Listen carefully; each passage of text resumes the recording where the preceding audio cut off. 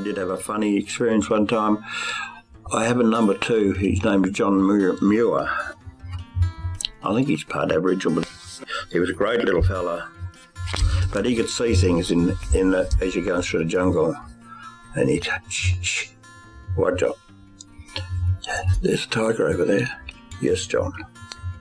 He could see all these sort of things. So that was all right. So I get used to that, all that, because he carried my ammunition and that. So we camped with headquarters, looking after the battalion headquarters one night. About lunchtime, I'm sitting on my pack with my machine gun facing out and getting some, and he's going, shh, shh. I said, what? And all he could do was shake his head.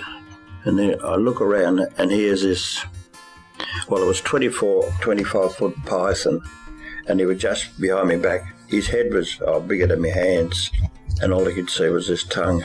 And I'm, beside being scared of heights, snakes absolutely petrify me. I freeze.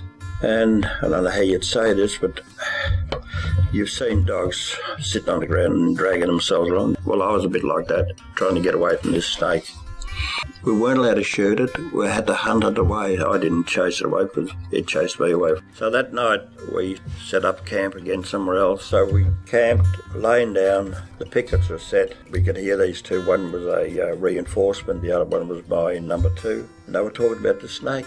And they'd set up their hoochie, which is like just a sheet of plastic. But instead of setting it up on a A shape, they set it up flat.